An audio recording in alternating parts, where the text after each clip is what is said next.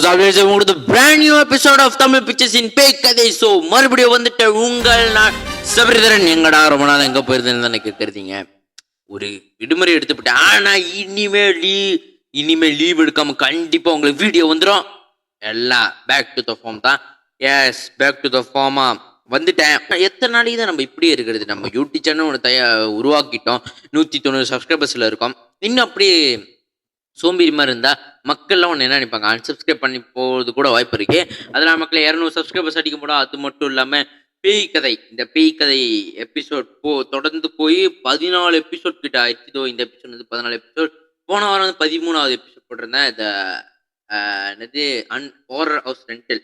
நானே கதை சொல்லியிருந்தேன். ஆனால் நான் கதை சொன்னனால என்னமோ போன வாரம் வந்துட்டு நிறைய பேர் என்னோட வீடியோ பார்க்கல. ஏன்னா அதுதான், நான் கதை சொல்கிறது யாருக்கும் பிடிக்க மாட்டேங்குது. அது மட்டும் இல்லாமல் சில பிரச்சனைகள்னால நான் கதை சொல்கிறதே கொஞ்சம் உளறி போய் சொல்கிறேன். அதனால் இதுக்கப்புறம் நான் கதை சொல்கிறேன்லாம் கரெக்டாக வரேன். இன்றைக்கி ஒரு கதை வச்சுருக்கேன். அந்த கதையை உங்களிடம் பகிர்றதுக்காக ஓடோடி வந்திருக்கு. அது மட்டும் இல்லாமல் இந்த வாரம் நம்மகிட்ட காலர்ஸில் ஏன் நம்மக்கிட்ட காலர்ஸ் இல்லைன்னா அது கூகுள் ஃபார்ம் பிரச்சனையா இல்லை நான் அப்படி போட்டிருக்கேன் அந்த கூகுள் ஃபார்ம்லன்னு தெரில. சில பேர் கேட்குறாங்க, ப்ரோ நான் உங்கள் கதையை சப்மிட் பண்ணிட்டேன், நீங்கள் போய் அடுத்த வாரம் எனக்கு காலரை கூப்பிடுங்க. ப்ரோ வரவே இல்லை, ரெஸ்பான்ஸ்லாம் நாங்கள் காமிக்கணும். நான் கூகுள் ஃபார்ம்லாம் உங்களுக்கு வெளிப்படையாக தனியாக ஒரு வீடியோ செஞ்சு போகணும்னு நினைக்கிறேன். அதுக்கே பாருங்க, அதுக்கெல்லாம் தனியாக வீடியோ செஞ்சுப்பேன். அதனால் தயவு செஞ்சு உங்கள்கிட்ட கதைகள் இருந்துச்சுன்னா தயவு செஞ்சு மக்களே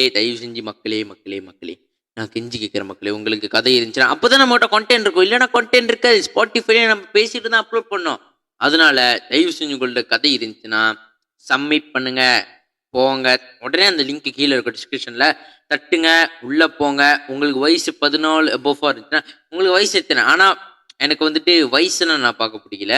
ஒருவேளை உங்களுக்கு வயசு கூட அக்கா அண்ணனா இருந்தீங்கன்னா பரவாயில்ல, நம்ம பேசுவோம், பேய் கதை பற்றி பேசுவோம். ஆனால் எனக்கு என்னமோ ஒரு தப்பான விஷயம் தான் பண்ணுறேன்னு தோணுது. ஏன்னா எனக்கு வேறு வயசு குறைவு. நான் இந்த மாதிரி கூகுள் ஃபார்ம் செய்கிறேன். ஏன்னா அடுத்த வருஷத்துலேருந்து ஒரு மலேசியா ஒரு இதை கொண்டு வர போகிறோன்னு சொல்லிட்டாங்க. தெரியல மக்களே. ஸோ மக்களே, இதனால் நம்ம சோகத்தில் போகிறோம். அதனால் இந்த வார எபிசோடில் போவோம். Let's welcome to Tamil pictures பேய் கதை எபிசோட் 14. போடுங்கடா டெலிகாட்ட.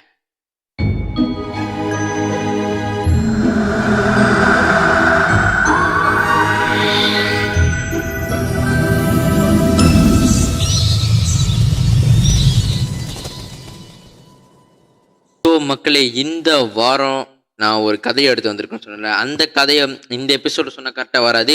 முதல் நம்ம பேய் டைரியோட எபிசோட் பார்த்துட்டு எத்தனை வியூஸ் ஏறுது, எத்தனை பயோகிராஃபி வந்துட்டு எத்தனை வியூஸ் ஏறுதுன்னு பார்த்துட்டு அதுக்கப்புறம் தான் அடுத்த எபிசோடில் நான் சொந்தமாக யோசித்த கதையை சொல்லலான் இருக்கேன். அதனால் இன்னைக்கு வந்துட்டு ஒரு பேய் டைரி எபிசோட் ரியாக்ட் பண்ண வந்திருக்கோம். Let's go. பேய் டைரி சீசன் 5ல் நல்ல அறிமுகமான ஒரு பிரமுக வானொலி அறிவிப்பாளர் திரு சுரேஷ் அவர்களுடன் இணைந்திருக்கின்றோம். இந்த முறை அவர் தன்னுடைய அமானுஷ அனுபவத்தை நம்மளோட பகிர்ந்து கொள்வதற்காக இங்கே இணைஞ்சிருக்கிறாரு. வணக்கம் சுரேஷ். வணக்கம். சொல்லுங்கள், உங்களுடைய அமானுஷ அனுபவம் எப்படி இருந்தது? இது சின்ன வயதாக இருக்கும் போது புத்தலைஞ்ச அப்படிங்கிற இடத்துல என்னோட பாட்டி வீட்டில் நடந்ததெல்லாம். ஓகே. எப்படின்னா ஒரு பெரிய கூட்டு குடும்பம். அங்கே அந்த வீடுகள் வந்து எப்படி இருக்கும்னா லாட் வீடு மாதிரி பக்கத்தில் எல்லாமே இருக்கும். ஒரு சீசனில் ஹந்து சுசு அப்படிங்கிற ஒரு டேர்ம் வந்து என்னை ரொம்ப பயமுறுத்துச்சு. அந்த கதை வந்து எங்ககிட்ட பக்கத்து வீட்டு வாய்க்காரவங்க எப்படி சொன்னாங்கன்னா, ஒரு பெண்மணி இரவு 11 மணிக்கு மேலே ஓகே வெள்ளை கலர் சட்டையில், அதாவது கழுத்துலேருந்து முட்டிக்கால் வரைக்கும் ஒரு கவுன் மாதிரி போட்டுக்கிட்டு, ஓகே, கையில் ஒரு குழந்தைய வச்சுக்கிட்டு, ஓகே, சைனா சூசு சைனா சூசு அப்படிங்கிற அந்த ஒலி எழுப்புவாங்க. ஸோ நீங்கள் வீட்டுக்கு உள்ளுக்கு கூப்பிட்டு அவங்ககிட்ட பால் கொடுத்தீங்கன்னா மாயமாக மறைஞ்சிருவாங்க, இல்லை உங்களை ஏதாவது பண்ணிடுவாங்க அப்படிங்கிற ஒரு கதை. இது கேட்டோன்னே சின்ன பையன், ஸ்கூல் படிக்கிற பையன், நமக்கு வந்து எப்படி இருக்கும். அப்போ எங்கள் பக்கத்து வீட்டில் வந்து ஒரு இந்தியர் இருந்தார். அவரும் சொன்னார், அப்போது இந்த மாதிரி சொன்னதை கேட்டுக்குங்க, இல்லாட்டி வந்து அது உங்களுக்கு பிடிச்சிரும் அப்படின்னு. அப்புறம் டைம் போகுது, 1 வாரம் 2 வாரம் ஆகுது, நமக்கு அந்த பயம் போயிடும்ல. நான் கூட வந்துட்டு எங்கள் பாட்டியும் சொல்லுவாங்க, ஐயா தூங்கும் போது, ஏன்னா நான் எங்கள் பாட்டி எங்கள் அத்தை இவங்கெல்லாம் அந்த மின்னுக்கு ரூமில் படுக்கிறவர் எல்லாம் காலையில் நான் ஸ்கூலுக்கு எழுந்திரிக்கணும்ல. அன்றைக்கி ராத்திரி வந்துட்டு நான் ஒரு மறக்க முடியாத காட்சியை பார்த்தேன். ஓகே. எப்படின்னா, எங்கள் வீட்டுக்கு முன்னுக்கு 58 மணிக்கு பெரிய தென்னை மரம் இருக்கும், பெரிய கேட்டு, இருட்டு, கார் போனால் தான் அங்கே வெளிச்சமே இருக்கும் பாருங்களேன். அப்போ என்னன்னா மணி ஒரு 11 மணிக்கு மேலே இருக்கும். நல்லா தூங்கிட்டேன், திடீர்னு எந்திரிச்சது காரணம் வந்துட்டு இடி, ரொம்ப இடி சத்தம். அப்போ நம்ம கம்பத்து வீட்டில் தான் அந்த மெத்தைக்கிட்ட எந்திரிச்சு அந்த ஜன்னல் இருக்கவங்கள, என் காதில் ஒரு வார்த்தை கேட்டுச்சு, சைனா சூசு. ஓ, சைனா சூசு அப்படின்னு. அப்போ எனக்கு சரியான பயம். நான் வந்துட்டு பாட்டி எழுப்புறேன், ஐயா எந்திரிங்க எந்திரிங்க அப்படின்னு. சின்ன பையன்ல அதிகமாக யோசிக்க முடியல. திடீர்னு பார்த்தா வீட்டு கதவு தட்டுறாங்க, சைனா சூசு சூசுன்னு. பாட்டி திடுதிருப்புன்னு எந்திரிச்சு உக்காந்துட்டாங்க. ஏன்னா பசங்களாம் வெளியே போயிட்டு வர்றது, இவங்க தான் கதவு திறந்துடுவாங்க பாருங்களேன். எனக்கு தரத்தரன்னு இழுத்துட்டு போயிட்டு கதவை திறக்கிறாங்க, ஒன்றும் இல்லை. அப்போ பாட்டி கேட்டாங்க, உனக்கு சத்தம் கேட்டுச்சாடா? ஆமாம், என்ன கேட்டுச்சு அப்படின்னாங்க. சைனா சூசு சைனா சூசு அப்படின்னு. Oh my god. சரி வா போய் படுக்கலாம் அப்படின்னு சொல்லிட்டு விபதியெல்லாம் வச்சுட்டு போய் படுத்துட்டோம். கொஞ்சம் நேரம் போகுது, மணி எத்தனை அப்படின்னு தெரியல, திரும்ப அந்த சத்தம். ஸோ நான் கண்ணாடியை திறந்து பார்க்கும்போது ஒரு பெண்மணி பக்கத்து வீட்டு கேட்டில் நிற்கிறாங்க, அந்த அங்கிள் வீட்டில். அப்போ அந்த அங்கிள் போயிட்டு வெளியே நிற்கிறாரு. நான் அந்த அங்கிளை பார்க்குறேன். அவர் எதுவும் பேசலை, ஒரு சத்தமாக பேசக்கூடிய ஒரு ஆள், எதுவும் பேசலை. எனக்கு சரியான பயம். கண்ணாடியை பட்டுன்னு அடைச்சிட்டு நான் பாட்டி எழுப்புறேன், ஐயா இந்த மாதிரி பக்கத்து வீட்டில் இந்த மாதிரி அந்த சத்தம் கேட்குது அப்படின்னு. இப்போ எங்கள் ஆயா சொல்கிறாங்க, திருடனா இருக்கண்டா, ஆய மட்டும் படு, நாளைக்கு காலையில் ஸ்கூல் இருக்குல்ல, சத்தம்லாம் போடாத அப்படின்னு சொல்லிட்டு. அப்புறம் கொஞ்சம் நேரம் கழிச்சு எங்கள் வீட்டு கேட்டு முடியாது சத்தம் கேட்குது. Oh my god. அந்த வீட்டில் வந்துட்டு அந்த ரூம் தான் முன்னுக்கு இருக்கும், மற்ற பெட்ரூம்லாம் பின்னாடி இருக்கும். நான் பாத்ரூம் போகிறதுக்கு 2 பேரை கூட்டிகிட்டு போவேன்.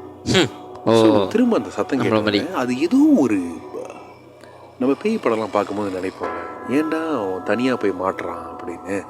அந்த சூழ்நிலையில் இருக்கும்போது நமக்கு தெரியாது, இல்லாட்டி தெரியாது. நான் போய் அந்த கண்ணாடியை திறக்கிறேன், ஒரு உருவம் நிற்கிறது தெரியுது.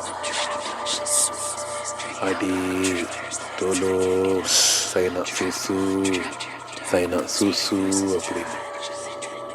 நான் வந்துட்டு அப்படியே அந்த கண்ணாடியை பட்டார்னு அடிச்சுட்டு போய் படுத்துக்கிட்டேன். ஓ மை காட். கொஞ்ச நேரம் மக்களே ஒரு சத்தம் திரும்ப. ஓகே. அடி இவர் பேசுறது வேற பயங்கரமா இருக்கு. சைனா சுசுன்னு. கண்ணாடியை திறக்கிறேன், அந்த உருவம் கேட்டுக்குள்ள நிக்குது. எங்க வீட்டு முன்னுக்கு வேற பெரிய தென்னை மரம், இடி இடிச்சோன்னு என்னால் அந்த உருவத்தை பார்க்க முடியுது. ஒரு சாதாரண மனுஷன் தான், ஆனால் கையில் குழந்த மாதிரி என்னமோ ஒன்று இருக்கு. எனக்கு என்னன்னா, எனக்கு பாட்டி எந்திரிக்க மாட்டேங்கிறாங்க. இல்லை நான் இமேஜின் பண்ணுறேன்னா, ரொம்ப சின்ன வயசு, ஒரு 9-10 வயசு இருக்கும். ஏன்னா நிறைய பேர் அதை சொல்லி தான் பயமுறுத்தி சோறையை ஊட்டுவாங்க.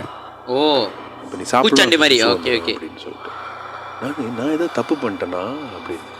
திடீர்னு வந்துட்டு கதவு சத்தம் திரும்ப. அப்போ நான் வந்து பாட்டி திறக்க போகிறாங்க. நான் பாட்டி கையை பிடிச்சிட்டு அழுவுறேன், திறக்காதீங்க ஐயா, வெளியே நான் பார்த்தேன் என்னமோ இருக்குன்னு. கண்ணாடி திறந்து பார்க்குறாங்க, ஒன்றும் இல்லை. திரும்ப டக்கு டக்கு டக்குன்னு சத்தம்.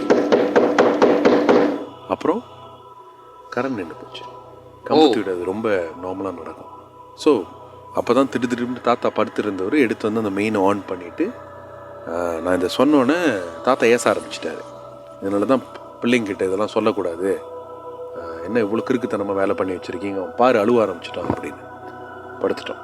போயிட்டு சாமி இப்படிலாம் வச்சுட்டு திரும்ப கொஞ்சம் நேரம் கழித்து அந்த கதை நடக்குது.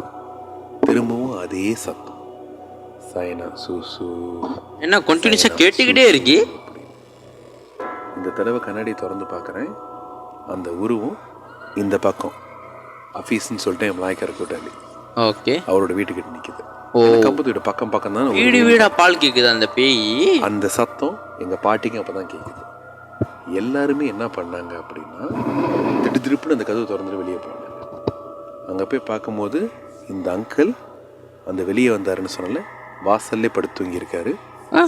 எங்கள் வீட்டுக்கு வெளியில் ஈரமான ஆளுங்க நடந்து வந்த அந்த இது ஓகே பக்கத்து வீட்டில் பயத்தில் டோவாவே படிக்க ஆரம்பிச்சிட்டாங்க. ஓ ஸோ அவங்க எல்லாரும் சொன்னது என்ன அப்படின்னா, அது நம்ம கண்ணுக்கு தெரிஞ்சானு தெரில, நான் பார்க்கும்போது எனக்கு அது ஒரு எனக்கு பெயின் எப்படி இருக்குன்னு தெரியாது, ஆனால் ஒரு உருவம் இருந்துச்சு. அடுத்த 3 நாள் எங்கேயுமே வெளியே போகல. ஸோ அந்த கதையை போய் நான் என்னோட ஸ்கூலில் சொல்லும் போது நிறைய பேர் சிரிச்சாங்க.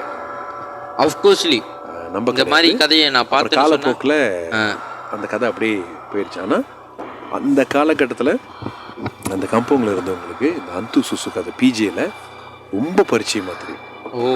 ஆனால் அதுக்கப்புறம் எனக்கு எதுவும் நடக்கலை.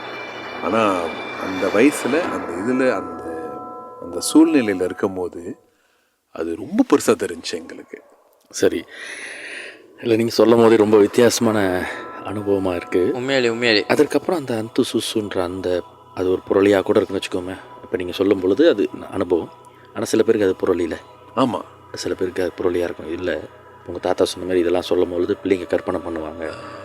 இன்னொன்று என்ன சொன்னாங்க அப்படின்னா, அது ஒரு மனிதனாக கூட இருக்கலாம். ஒரு மனிதன் அந்த மாதிரி ஒரு வேஷம் போட்டுட்டு வீட்டில் திருடுற வர்றது கூட இருக்கலாம், வாய்ப்பு இருக்குது அப்படின்னு கூட சொன்னாங்க. ஆனால் எந்த அளவுக்கு உண்மைன்னு தெரில. அந்த மாதிரியான ஒரு சூழல் வந்து எப்பொழுது முடிவுக்கு வந்தது? ஒரு 2 வாரம் அந்த மாதிரி. ஏன்னா அப்போ இன்டர்நெட் கிடையாது, தொலைக்காட்சியும் ரேடியோ மட்டும்தான். இந்த விஷயம் வந்து ஒரு சின்ன அந்த கிராமத்துக்குள்ளே பரவுனது தானே. அதுக்கப்புறம் ஒன்றும் இல்லை அப்படின்னு அவங்களே ஒரு முடிவு பண்ணிட்டாங்க. உங்களோட பார்வையில் இந்த அந்து சுசுன்றது வந்து உண்மையாக ஒரு மனுஷனாக இருக்க வாய்ப்பு இருக்கா, இல்லை உண்மையாக அது ஆத்மா? எனக்கு பொறுத்த வரைக்கும் பேய் தான். எனக்கு அதை எப்படி சொல்கிறதுன்னு தெரியல. ஆனால் நான் பார்த்தப்ப அந்த உருவம் வந்து ரொம்ப சுத்தமாக இருந்துச்சு. முகம் தெரியல, பின்னாடி உள்ள வெளிச்சம் தான். அந்த கம்பத்து வீட்டில் வந்து நம்ம சின்ன ஒளியில் நம்ம பார்க்கும்போது கொஞ்சம் நேரம் கழிச்சுன்னு தெரியல, அந்த மாதிரி தான். ஆனால் எப்படி அந்த கேட்டுள்ளுக்கு அந்த உருவம் வந்தது, இல்லை கேட்டு திறந்துருந்துச்சா என்ன, இன்ன வரைக்கும் அந்த கேள்வி தான் ரொம்ப அன்கிளியரான ஒரு பிக்சர். அது இன்னும் அந்த அந்து சுசுன்ற அந்த சிச்சுவேஷன் பிஜேல இருக்கா? இல்லை, அது அப்போவே காணாமல் போச்சு. கொஞ்ச நாள் கழிச்சு ஒன்றுமே கிடையாது. நம்ம சுரேஷ் அவர்கள் சொன்ன இந்த அந்து சுசு ரொம்ப பயங்கரமா இருந்துச்சு. இதுவரை நீங்கள் பல கேள்விப்பட்டதே இல்லைங்க, நான் அந்து சுசு கேள்விப்பட்டதே இல்லை மக்களே. ஆனால் இது ரொம்பவே வித்தியாசமான கதை. உண்மையிலே கொஞ்சம் கற்பனை பண்ணி பாருங்க. இதை கேட்டு முடிச்சு நான் கற்பனை பண்ணிட்டேன் ஃபுல்லாக. படுத்து தூங்குறப்ப உங்கள் வீட்டுக்கு அது யாரோ தட்டுற மாதிரி சத்தம் கேட்டு அவர் சொன்ன மாதிரி சயனா சுசு அப்படின்னு சொல்லி ஏதாவது உருவம் வந்து நின்னா நான் ஓடிடுவேன். உங்களுக்கு எப்படி இருக்குன்னு கொஞ்சம் நினச்சி பாருங்க. இது பேய் டைரி சீசன் 5. நம்ம சுரேஷ்க்கு நன்றியை தெரிவித்துக்கொண்டு விடைபெறுவது லிங்கேஸ்வரன் மணியன். ஸோ மக்களே, இப்போ வந்துட்டு நீங்கள் அந்த கதையை கேட்டிருப்பீங்க. அந்து சுசு இந்த டேர்மே வந்துட்டு நான் இப்போ தான் கேட்குறேன். நான் இப்போ ஓகே, சின்ன வயசுலேருந்து நான் வந்துட்டு இப்போ நான் தகீஸ் அக்காவோட ரொம்ப அவங்க சேனல் உள்ள பேய் கதை ரொம்ப பார்ப்பேன். அப்படிலேருந்து எனக்கு தெரியும், மலேசியாலலாம் இப்படிப்பட்ட ஒரு பேய்லாம் இருக்குன்னு. ஃபொக்லோஸ்னா அர்பன் லெஜெண்ட்ஸ். இந்த மாதிரி குலு POCONG கீழே போடுறேன் பார்த்துக்கோங்க. அடுத்து நம்ம அக்கா மோகினி அக்கா, அதுவும் நாயில் கீழே போடுறேன் பார்த்துக்கோங்க. இந்த மாதிரி ஒரு விஷயங்கள்லாம் மலேசியாவில் இருக்குன்னு எனக்கு அப்போ தான் தெரியும். வயசு ஒரு கோவிட் டைமில் எனக்கு வயசு வந்துட்டு 10. அப்போ தான் எனக்கு தெரியும். அதுக்கப்புறம் கழிச்சு இப்போ தாங்க புதுசாக ஒரு டேர்மே பார்க்குறேன், அர்பன் லெஜெண்ட் அந்து சுசு. அதுவும் புத்தலிஞ்சையா வட்டாரத்தில் கிராமத்தில் டேர்மே ஒரு புதுசாக இருக்குது மக்களே. அதனால் அந்து சுசு அவர் சொன்ன மாதிரி யாராவது ராத்திரி வந்துட்டு உங்கள் வீட்டிலையும் இந்த மாதிரி கதவு தட்டி சயனா சுசு நான் சொல்லும்போது இந்த மாதிரி லாட்டாக தான் இருக்கும். ஆனால் உண்மையை நினச்சி பாருங்கள், அந்த மாதிரி ராத்திரி கேட்டுச்சுன்னா எப்படி இருக்கும். சும்மா இமேஜின் தான் பண்ணி பாருங்களேன் எப்படி இந்த வாரம் பேய்கதை எபிசோட் சுவாரஸ்யமாக இருந்தாலும் ஆனால் ஒரு ஷார்ட்டான எபிசோட் தான். அது மட்டும் இல்லாமல் அடுத்த வாரம் ஒரு எபிசோடு வரும். அந்த எபிசோடில் வந்துட்டு நான் யோசித்த கதையாக இருக்கட்டும், ஆனால் அந்த கதை வந்துட்டு பயங்கரமாக இருந்துச்சா இல்லையா நீங்களே கமெண்ட்ல சொல்லுங்கள் அடுத்த வாரம் எபிசோடில். ஸோ 200 சப்ஸ்கிரைபர்ஸ் அடிக்க போகிறோம். இன்னும் சப்ஸ்கிரைப் பண்ணாதவங்க இருந்தாங்கன்னா please subscribe to Tamil pictures. 200 subscribers. நான் நினச்சேன் 200 சப்ஸ்கிரைபர்ஸ் 2026 தான் அடிப்போம் அப்படின்னு. ஆனால் 2025 எண்டிலே அடிக்க போகிறாங்க. டிசம்பர் எண்டுக்குள்ளே அடிச்சிடும்னு சொல்லி நான் என்னோடய ஃபேமிலி மெம்பர்ஸ்லாம் சவால் விட்டுருக்கேன். தயவு செஞ்சு சப்ஸ்கிரைப் பண்ணிடுங்க, லைக் பண்ணுங்கள், ஷேர் பண்ணுங்கள். அது மட்டும் இல்லாமல் சப்ஸ்கிரைப் தான் முக்கியம் பிகிலே. அது மட்டும் இல்லாமல் நம்ம கண்டென்ட் முக்கியம் பிகிலே. அதனால் உங்களுக்கு எதாவது பீக்கதை இருந்துச்சுன்னா கீழே கூகுள் ஃபார்ம் சப்மிட் பண்ணுங்கள். அது வரைக்கும் உங்களிடம் விடைபெறுவது உங்கள் நான் Sabaritharan. We see the next one. Ciao.